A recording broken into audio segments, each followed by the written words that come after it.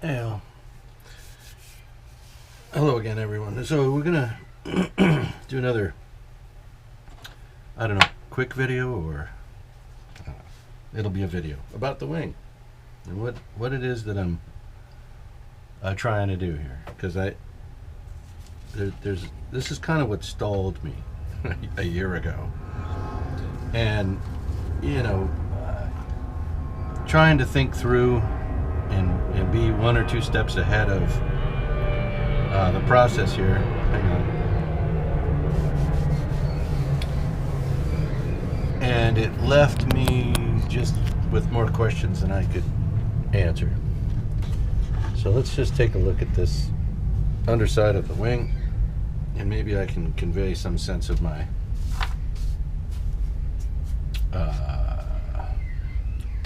reluctance to continue. So we're gonna do this. We're gonna figure this out. So what we have here are the basic cutouts for the wheels, and I mean, you can see I've got the wire set in there in such a way that it'll rotate to a full extension and back down. That's good. So we might have operating functional retractable gear, but you know, in all of that, this is just one small part of the landing gear's, you know, configuration. So these are the Wheelwell cutouts, and I have these face up. They're actually meant to go this way, but for our purposes, so for illustration, so we can kind of follow along with what needs to be done, we'll do it this way. So these parts are going to be cut from birch ply, and I have it in two thicknesses. This is the thinner stuff. This is almost like cardstock. This is 1/64 thickness, about 1 mil, maybe a ½ mil, I'm not sure.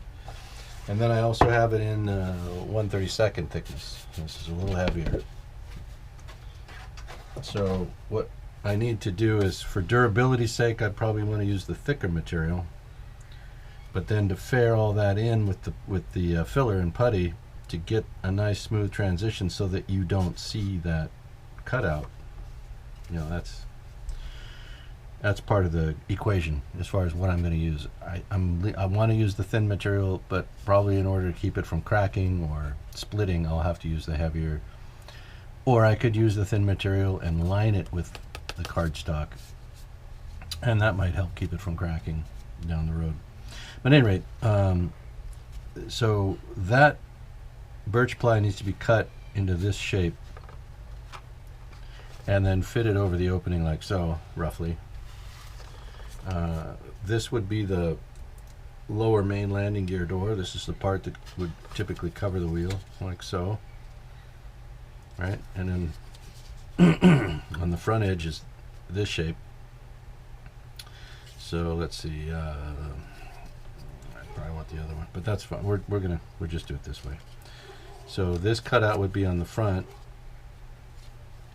and it would be like this, attached to the landing gear strut, which I still have to fabricate. So when this closes, it needs to come down and cover this. Let's see, if we line these up here, here, and here, and this along this edge here, which again, this is where the belly pan is going to be. So this would come down to roughly, oh, I don't know, here. And you see how it's going to overlap this. And this is really only illustrating the cutout for the wheel, which would recess into the wheel well, typically. So in essence, it would be this way. Oh, where's your brain? This way. So,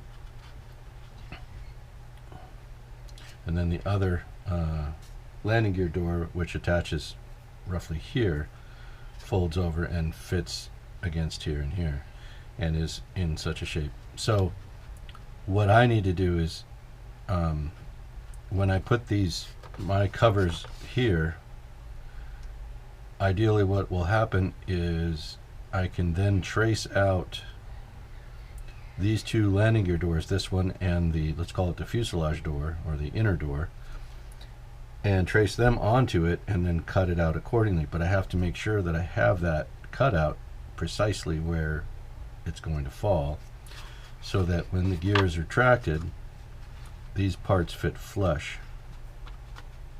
into the overlaid section, into this section, so that we have flush retracted landing gear. You know, so there's going to be a couple of issues. The gear will have to stop before it goes too deep, right? And that's not too hard to solve. When the wheel's inside of the well, if it's too deep here, we'll just put a spacer block here, something that I can almost configure to look like plumbing. I could probably use the solder, lengths of solder cut to size to represent the conduit and hydraulic plumbing and so forth, and use that to kind of create a standoff that also looks scale when the gear's down, to get that to set at the right height so that we get flushness. You know, but again, there's a lot of other competing issues that we have to work out too, such as the depth of the gear leg itself when this is retracted. Now again, I'm going to be doing an awful lot of sanding to this. This is a flat bottom foil that I've thickened. You can see that's pretty thick. And the idea there was that I would sand off so much of this until we have that razor sharp trailing edge, almost razor sharp, not quite.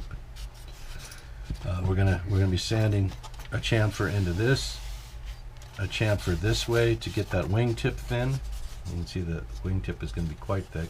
Once I get the top section set in there, it's going to be greater than a ½ inch thick almost. So we're going to have a lot of chamfering to do this way along this trailing edge, and then of course we have to shape the leading edge, which you can see is way too thick at this point. But that was the plan, so that when I'm finished with all that sanding and carving with the sandpaper, I'm probably going to be using like a 40 grit, 50 grit sandpaper to rough that shape in there, and then we'll come back with the thinner grades to smooth everything out and to get to that final shape that we want on each side of this wing.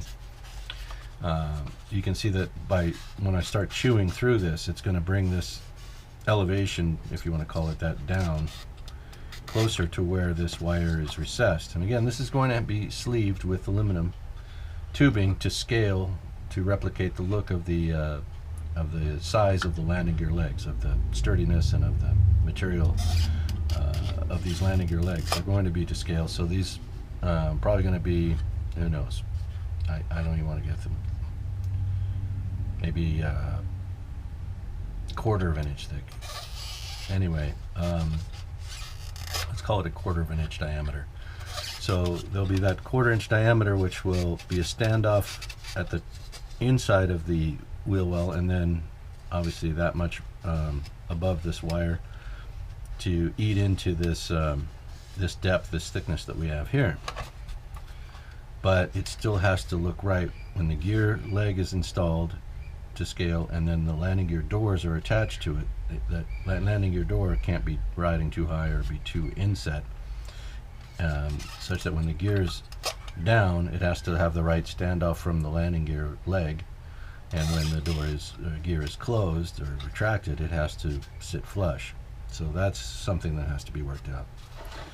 And you know, all of these factors have kind of intimidated yours truly to the point where I took a break. I was you know, concerned that I might have a problem pulling it off, which, you know, I may or may not have. I don't know why it was bothering me so much. I mean, I want to take on certain challenges and see if we can't, you know, accomplish certain things. But on the other hand, I don't want to stop a project. So either I needed a break anyway because I've been doing this for quite a while on the channel. Back-to-back projects, kind of ran for more than a year. And I typically take, breaks from the hobby as I pursue other interests, or as life intervenes, or what have you.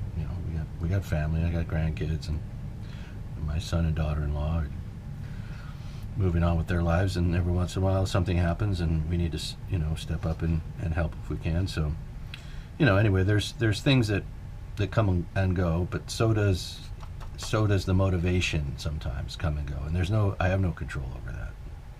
But I think a contributing factor was I was beginning to feel like the project was I was a little over my head, and I don't really care for that feeling. So I took a break. But what I've decided is we're gonna give it hell. We're gonna do everything we can. I'm going to do everything I can. I don't know who's we, to pull this off. And if it comes down to it and it just doesn't look right, or it's things aren't working out to the way I want them to, then what we'll do is we'll just do a fixed landing gear. We'll just set it with the gear down or with the gear up, whichever way I feel that day. If we go with the gear down, we'll put the flaps down and open the cockpit. And if we end up putting the gear up and having an in-flight version of the P-47, then obviously we'll mold the gear up, close the canopy, and put the flaps up and leave them that way. So there's no sense of urgency now, and that's what's changed. I just decided finally, after a year, to let go and just see what happens, instead of getting balled up over it. So at any rate, working on the top infill, we just discussed kind of what the hiatus might have been about, a couple of different things happening there, sort of a plan for how to go about getting this landing gear done up. I went ahead and put sprayed some primer on the pilot figure. A couple things, and the reason for doing that is the primary thing, is to find out where there might be flaws that you can't typically see just in a glue up situation. You put a couple parts together and you're looking at it and you think, oh, that doesn't look so bad. You throw a little primer on it and suddenly the light and shadow tells you a different story. So there's quite a bit of sanding yet to do on this. For priming, I use this stuff. This is to me a surface primer. It works on plastic kits. It also works on plastic components of the balsa kits. It also works on balsa kit really well. Spraying that primer onto my paint prep construction, such as what you see on the fuselage there. I always spray, as part of the paint prep, I'll spray this with that product. It's sandable, and it does act as a microfiller. So I highly recommend this stuff, even on these balsa kits. And even if you're building for flight, some of the build for flight models, the larger ones especially, will have infill areas on them. Certain aircraft have, they might be a fabric covered aircraft, but let's say in the case of an SE-5, Scout Experimental 5, the RAF fighter, on World War I, that airplane, the forward section of fuselage from here forward was metal clad. So you might, on a large scale kit of that, infill that, or even on a small scale if you're just doing a display model, but you also want to have fabric cover or tissue covering, and you would tissue cover wherever appropriate, but then you would infill where the aircraft fuselage might have been metal clad. Anyway, getting deeper here. So the surface primer, you want to find any imperfections, any areas that might need further attention with the sandpaper, with filler, and that's what we find out here. But as you can see, it does a good job of highlighting things. Now, once the pilot is seated in the cockpit, you're only really going to be able to be looking down on. So some of these leg seams and stuff I'm going to leave like they are. As I said, he's sitting so far down in that cockpit, you wouldn't be able to see that. But from say the elbows up, along the shoulder here, over the top of the helmet, or flying cap, or whatever you want to call it, and then you know, on the other side here, just a little bit of touch up here, and then just cleaning up of the top of the head of the aviator there, and we'll get that squared away. But you can see that the primer helps to highlight those areas that still need work. So we'll get on that, and then you know, I'll go over on the channel. I think I'll paint the aviator on camera. When I do that part of the project, we'll talk about painting your pilot figure. Aside from that, one other thing that I'm going to need to do with this kit to get a little more realism into it, the fuselage. So, and again, don't pay any attention to what the little pieces and parts I've got mocked up in there. That's just loose. But on this aircraft, the way, again, Guillows models these is they don't do the firewall accurately. And when this airplane has those cowl flaps that run up and over the top here, along the fuselage right here, it actually rounds down onto the firewall, and then the cowling flaps would tilt up, and you would be able to see that rounded down section here. And so I've got two options. I can slice this off all the way around. I can just draw a nice straight line all the way around this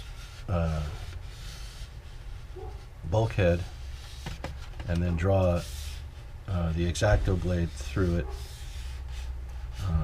You know, carefully saw or cut this away, remove the front portion, attach a balsa firewall here, sand it to the right roundness, and then glue the full cowling back on. I kind of wish they would just do this correctly at Guillows, but this is, you know, that wasn't the intention of you know, whatever, when they designed the kit.